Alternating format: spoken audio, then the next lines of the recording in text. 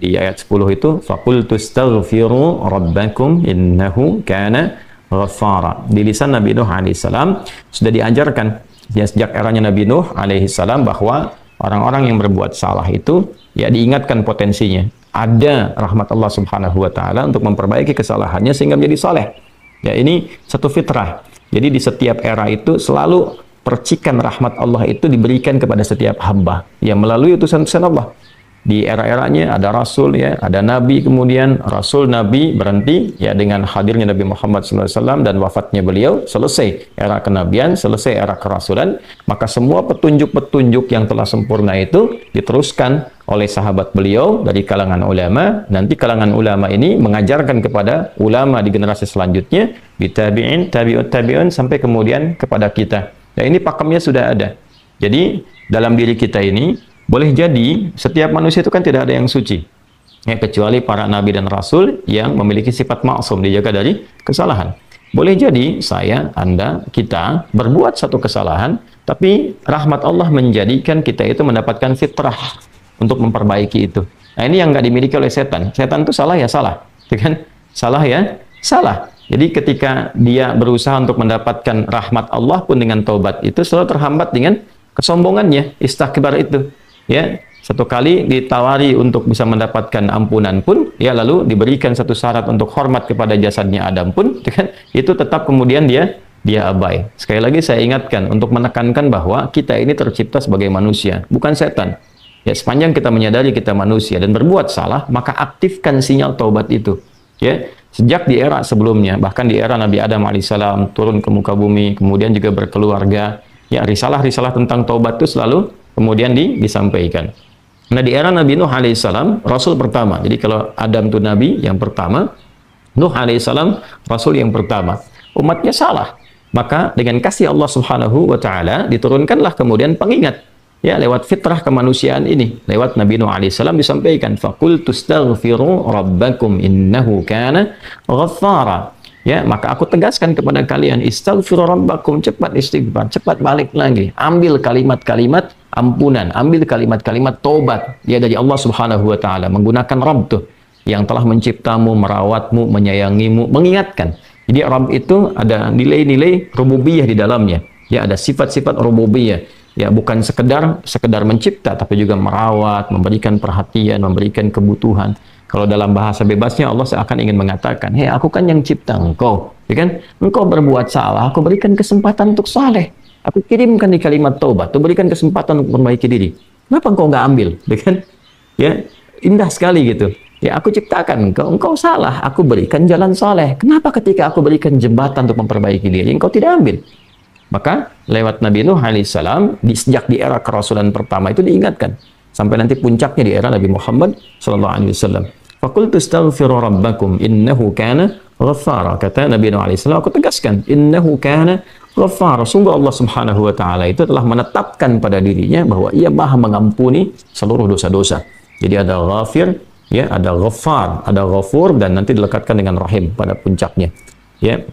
Misalnya di surat Ghafir di ayat yang ketiga, ghafiridz dzambi wa qabilit taubi, itu menggunakan kata ghafir. Lalu kalau kita jadikan superlatif, ya, dinaikkan lagi tingkatnya menjadi lebih banyak, terus mengampuni dosa, mengampuni lagi, itu dirubah kalimat dari ghafir menjadi ghaffar. Kalau tanpa batas diberikan kemudian sifat yang ketiga yaitu ghafur.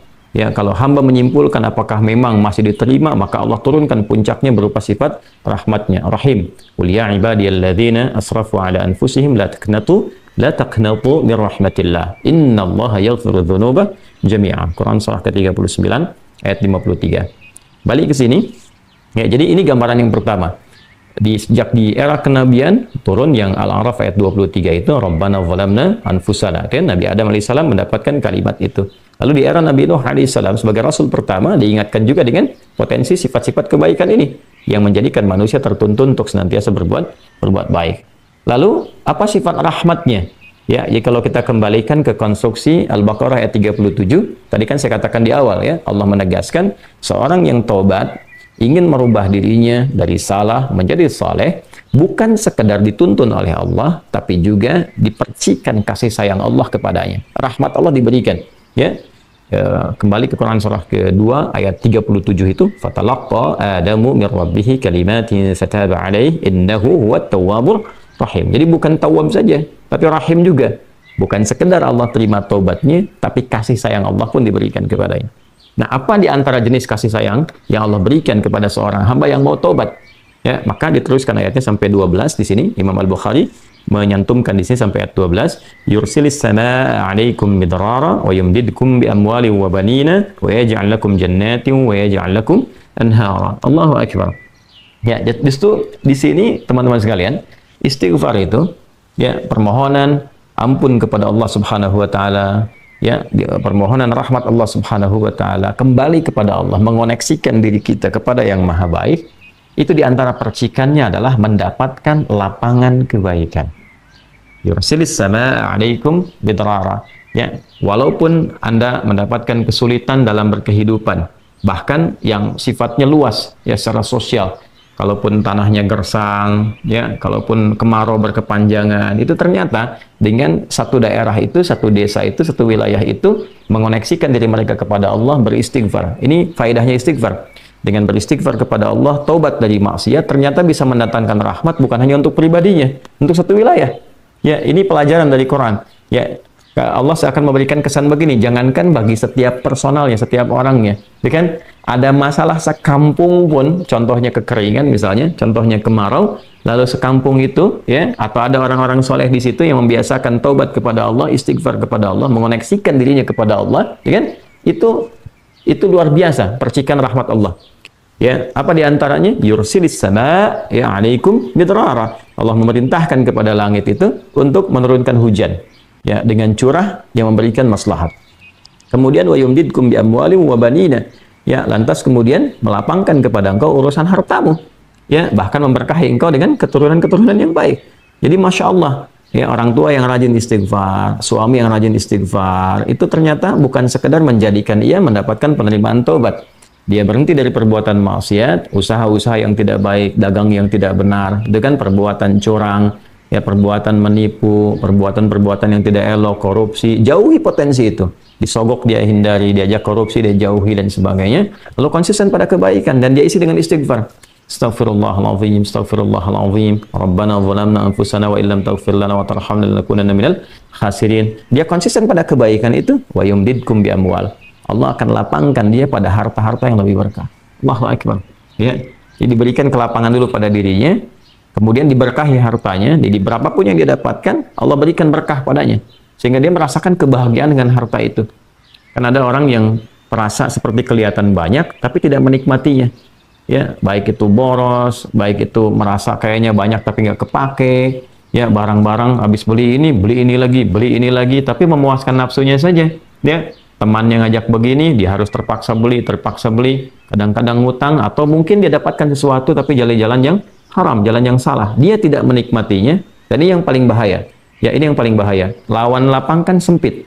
Jadi hartanya kayak banyak, tapi menyempitkan kehidupan rumah tangganya.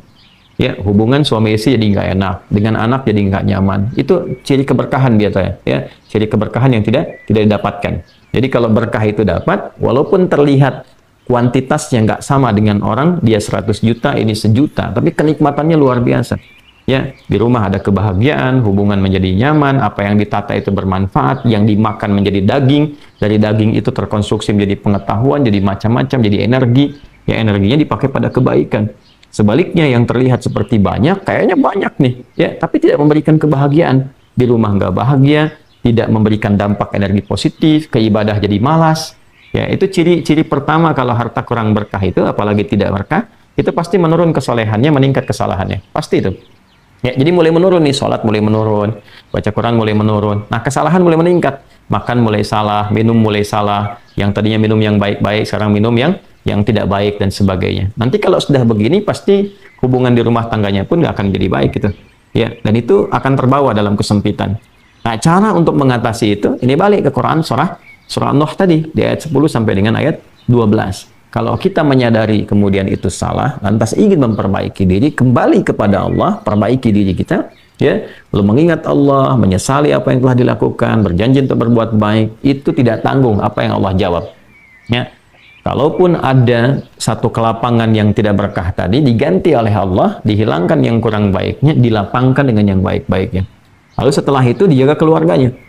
Jadi memberikan kesan bahwa ada hubungan yang korelasi secara langsung antara harta dengan keluarga, dengan anak keturunan. Jadi hati-hati, saya ingatkan kepada para ayah, pada saya pribadi dan kita semua, jangan sampai membawa yang haram ke rumah. Sekali lagi, jangan sampai membawa yang haram ke rumah. Jadi kalau istri sudah memasak itu di dapur, menjadi makanan, dikonsumsi oleh anak-anak jadi daging, ya, dikonsumsi jadi daging nih, itu jadi karakter. Ya, itu sudah fitrah, sudah umum begitu. Jadi kalau dia baik, akan membentuk kebaikan. Kalau nggak baik, akan merubah ya, pada keburukan. Kontrolnya susah di situ. Ya, sangat sulit sekali. Nah, caranya tadi kembali kepada Allah, tinggalkan yang kurang baik tadi, nanti Allah rubah. Ya, cara dia mendapatkan harta itu, walaupun awalnya terlihat nggak nyaman, karena kan merubah diri, mengeluarkan yang kotor dulu. Ya. Ya kalau terlalu banyak kotoran, mandi kan ya agak cukup pekat tuh mandinya, bersihkan lagi. Terasa nggak seperti biasa. Tapi setelah dibersihkan semua jadi enak kan? Nah itulah agama begitu. Dibersihkan yang kotor itu kayaknya awalnya nggak enak, tapi kemudian hatinya jadi lapang. Yang diberikan kelapangan hati dulu. Ya begitu hatinya lapang, baru nanti Allah buka jalan. Ya setelah hatinya lapang, bagus, dan dinilai baik ini punya kemampuan untuk bertindak dan mengelola apa yang didapatkan, dilapangkanlah rezekinya karena dia sudah dinilai pandai untuk mengelolanya. Setelah itu diperbaiki keturunannya. Ya. Wa banina wa yaj'al lakum jannatin wa yaj'al lakum anhara. Bahkan setelah itu dibikin kaya lebih dari sebelumnya. Ya asetnya ditambah lagi, diberikan kenikmatan hidup, ya sampai dijaga hingga kembali kepada Allah Subhanahu wa taala. Itu faidah istighfar. Jadi kalau kita biasakan bertekad, berniat memperbaiki diri dari yang salah menjadi baik, itu Allah sudah berikan motivasi. Aku bukan hanya terima taubatmu, tapi aku rubah keadaan hidupmu lebih istimewa, lebih mahal nilainya dibandingkan dengan keadaan sebelumnya yang terlihat seperti fata morgana. Kemudian dikuatkan dengan Quran surah ketiga Ali Imran ayat 135 ya. Di sini disampaikan Allah Subhanahu wa taala berfirman, a'udzubillahi minasyaitonir rajim. Bismillahirrahmanirrahim. Walladzina idza fa'alu fahishatan aw zalamu anfusahum ini dzakarullaha fastaghfaru lidzunubihim wa may yaghfiru dzunuba illa Allah wa lam yusirru ala ma fa'alu wa hum ya'lamun. Di highlight di sini di firman Allah Subhanahu wa taala, dzakarullaha fastaghfaru lidzunubihim. Ya, yaitu orang-orang yang mendapatkan rahmat Allah Subhanahu wa taala itu. Jadi ini korelasinya dengan ayat 133. Jadi ayat 133 itu Allah Subhanahu wa taala berjanji bagi orang-orang yang menyegerakan istighfar. Jadi ingat dosa hari ini nih. Sekarang misalnya malam nih, kita ingat ada dosa yang dikerjakan. Lantas ketika ingat itu istighfar. Istighfar, minta ampun sama Allah, gitu kan? Itu menyegerakan sesuatu tanpa jeda disebut dengan sara'a. Ya, sara'a. Jadi ada sa'a, ada sara'a. Kalau sa'a itu menyegerakan sesuatu dengan persiapan. Ya, makanya besok nih ada Jumatan menggunakan sa'a. Fas'au bukan fasari'u. Ya, ya ayyuhalladzina amanu idza nudiya lis-salati min yaumil jumu'ati fas'au bukan fasari'u. Fas'au itu Quran surah Al-Jumu'ah. Ya, Al-Jumu'ah di ayat yang keberapa? Ayat 9, kan? Allah menyampaikan fas'au ila dzikrillah. Bersegera, tapi siap-siap dulu. Mandi dulu, pakai wangian dulu dan seterusnya. Tapi kalau dia bersegera cepat, nyaris tanpa jeda, itu menggunakan sarah. Sehingga guru-guru mengatakan bisurah, cepat, nggak usah banyak jedanya, kan? Nah, di Ali Imran ayat 133 Allah berfirman, wasari'u ila maghfiratin mir rabbikum. Kalau engkau merasa ada salah, bergegas, jangan tunda-tunda. Ya ingat malam ini, jangan tunda besok. Gimana kalau kemudian tengah malam meninggal? Ya segera istighfari. Nah orang yang menyegerakan istighfar saat ingat kesalahan, apa yang didapatkan? Wa jannatin arduha as-samawati wal ardu uiddat lil muttaqin. Maka orang ini akan diberi harapan oleh Allah, ya diperkenankan untuk memohon, bahkan ketika pulang disiapkan surga untuknya seluas langit dan bumi. Dan itu bagian dari sifat takwa. Jadi takwa itu bukan sekedar amar ma'ruf. Saat Anda ingat sholat, Anda ingat puasa, ingat baca Quran. Tapi takwa juga ada bagiannya nahi mungkar. Saat Anda ingat salah, lalu Anda taubat. Ya, saat Anda ingat salah, Anda pengen jadi soleh. Saat Anda ingat maksiat, Anda ingin taubat. Itu bagian dari takwa. Nah, bagaimana kemudian cara mengimplementasikan itu semua? Nah, ini poinnya. Ya, walladzina idza fa'alu fahishatan aw zalamu anfusahum dzakarullaha fastaghfaru lidzunubihim. Itu orang-orang. Ini menggunakan, sering diterjemahkan dengan orang-orang yang, gitu kan? Walladzina, alladzina disebutkan 1080 kali dalam Al-Quran setidaknya. Ya mencakup semua tanpa batas. Laki-laki, perempuan, besar, kecil, tua, muda, punya jabatan, tak punya jabatan, semua tanpa kecuali. Artinya, semua orang dengan keadaannya, berpotensi berbuat salah. Ya, kecuali tadi nabi dan rasul yang punya sifat maksum. Ya, Allah jaga dari kesalahan. Kita yang bukan nabi, bukan rasul, itu berpotensi salah. Apapun profesinya, apapun jabatannya, apapun tugasnya, berpotensi salah. Ya, pun demikian termasuk saya. Pasti salah, pasti. Nggak ada yang nggak salah. Jadi kalau ada yang mencari kesalahan, misalnya saya pribadi, pasti menemukan. Pasti. Dan percuma mencari kesalahan manusia. Karena pasti ditemukan. Ya, dan ini catat yang paling penting. Hindari mencari-cari kesalahan itu karena kita tidak tahu bahwa mungkin ketika seorang divonis salah itu dia sudah mengistighfari, sudah mentaubatinya. Ini poin besarnya. Hati-hati gitu ya, hati-hati. Karena itu Nabi selalu menganjurkan mencari kebaikan orang, menyebutkan, meneladaninya, alih-alih mencari kesalahan seseorang. Ya kenapa? Karena pasti ditemukan. Tapi yang tidak pasti itu, kita nggak bisa memastikan orang itu sudah taubat atau belum. Yang paling bahaya adalah mencela orang, mencari kesalahan orang, mencaci orang yang sudah dia taubat dan taubatnya diterima orang, diterima Allah Subhanahu wa taala. Hati-hati ya, mencari kesalahan orang, mencela orang, ya kan? Yang dia sudah mentaubati kesalahannya dan taubatnya diterima oleh Allah Subhanahu wa taala. Allahu akbar. Itu azim, itu hati-hati ya. Ya, sesuatu yang besar sekali dosanya di sisi Allah Subhanahu wa taala. Nah, ini kembali ke sini ketika seseorang dia sadar berbuat salah, dia salah. Alladzina, semua orang potensi salah. Ya, idza fa'alu fahisyah. Ketika dia berbuat fahisyah. Ya, fahisyah itu pernah saya sampaikan ya, turunannya nanti fahsya namanya. Jadi sifat kesalahan yang muncul dari syahwat. Ya, mohon maaf, zina, pornografi, porno aksi, kata-kata jorok, kata-kata kotor dengan semua bentuknya. Baik itu di media sosial, digital ataupun juga di praktikal yang nampak secara fisik misalnya, itu jelas salah. Jelas dosa. Ya, al-zalamu anfusahum, atau bentuk mungkar, menempatkan suatu bukan pada tempatnya. Ya, mohon maaf, ya, mencuri, merampok, membunuh, ya, korupsi, hoax dan sebagainya, itu zalim, perbuatan zalim. Nah, saat seseorang berpotensi salah, ya, dari fahsya dan mungkarnya, dia berbuat perbuatan dari dorongan syahwatnya atau mungkar, dari keinginan nafsu perut dan akalnya, dia berbuat yang salah, lalu zakarullah, dia ingat Allah. Nah, ini poinnya. Ini menarik sekali nih. Ini menarik sekali. Kok lanjutan ayatnya zakarullah? Bukan dia sadar bahwa dia itu telah berbuat salah. Kenapa zakarullah? Ini poinnya. Ya. Karena Allah ingin selalu menautkan sifat seorang hamba menjadi baik itu dengan rahmat. Ini poinnya. Jadi kalau bukan rahmat Allah Subhanahu wa taala, mustahil kita bisa mengarah pada kebaikan. Allahu akbar. Ya, lillah karena Allah. Lillah karena Allah. Ya, jadi orang-orang yang bertaubat dengan merasakan rahmat Allah itu beda. Dengan sekedar dia pengen memperbaiki, lain rasanya, lain. Ya, jadi kalimat zakarullah itu mahal sekali. Jadi ingin memberikan dampak kesadaran kepada kita bahwa hey, Allah tuh nggak ninggalkan kamu. Ya, Allah tahu kamu salah, tapi sepanjang nyawa kamu belum sampai ke kerongkongan, kamu diberi potensi untuk taubat. Ayo taubat. Kan sering saya ungkapkan, Firaun saja, Firaunnya dikirimkan 2 nabi, Musa dan Harun. Ya, sebagai keadilan Allah, kasih Allah dan adilnya untuk memberikan hidayah. Ya, sampai titik puncak kan nyawanya di kerongkongan. Cuman sayang kan dia sendiri yang memilih untuk tidak mengambil hidayah itu. Sampai nyawanya di kerongkongan. Sampai tenggelam itu.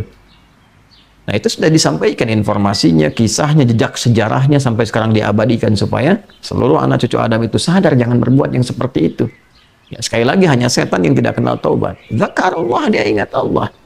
Nah, sekarang tinggal kita mempelajari ketika ingat Allah itu apa yang harus dihadirkan. Tadi poinnya, Allah tawarkan kita bukan hanya sekedar jadi baik, rahmat dibuka, kasih sayang dibuka, kelapangan hati dibuka.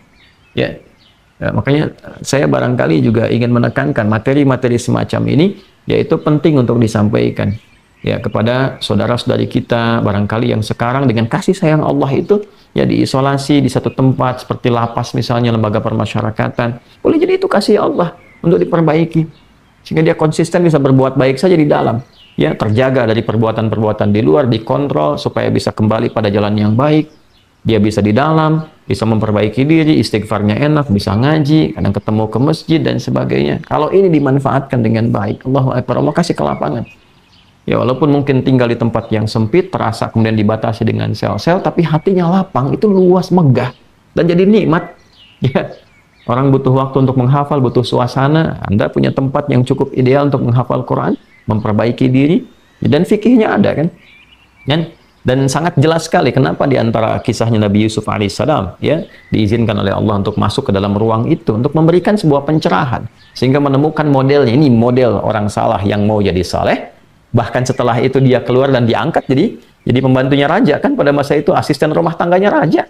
Naik gitu dari sosok yang salah ya, kemudian dia tobat mengambil petunjuk dari Nabi Yusuf alaihissalam, dia berubah jadi orang hebat setelah itu. Ya, jadi asisten rumah tangganya raja. Ya, itu luar biasa gitu.